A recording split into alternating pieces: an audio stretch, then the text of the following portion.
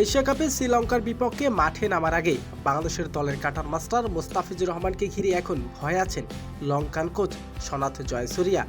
গত কয়েকদিন ধরে দুর্দান্ত ফর্মে থাকা এই পেসারকে আটকানো নিয়ে চিন্তায় লঙ্কান শিবির। জয়সূরিয়া সংবাদ মাধ্যমে বলেন, মোস্তাফিজুর রহমান একাই ম্যাচের মোড় ঘুরিয়ে দেওয়ার মতো বলার। তার কাটার স্লোয়ার আর শেষ ওভারে বোলিং যে কোনো ব্যাটসম্যানের জন্য ভয়ঙ্কর। আমি জানি তাকে সামলাতে না পারলে ম্যাচ জেতা কঠিন হয়ে যাবে। বাংলাদেশের শিবিরে চলছে বাড়তি আত্মবিশ্বাস। টিম ম্যানেজমেন্ট বিশ্বাস করছেন মুস্তাফিজুর রহমান যদি নিজের সেরা বোলিংটা করতে পারে তবে শ্রীলঙ্কার বিপক্ষে জয়ের সম্ভাবনা অনেকটাই বেড়ে যাবে। দলের সিনিয়র ক্রিকেটার আছেন, মুস্তাফিজুর রহমানের কেন্দ্র করেই সাজানো হয়েছে বোলিং পরিকল্পনা।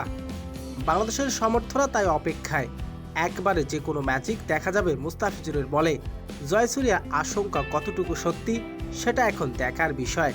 তবে মুস্তাফিজুর রহমানকে নিয়ে কঠিন হয়ে আছেন এই লঙ্কান কোচ।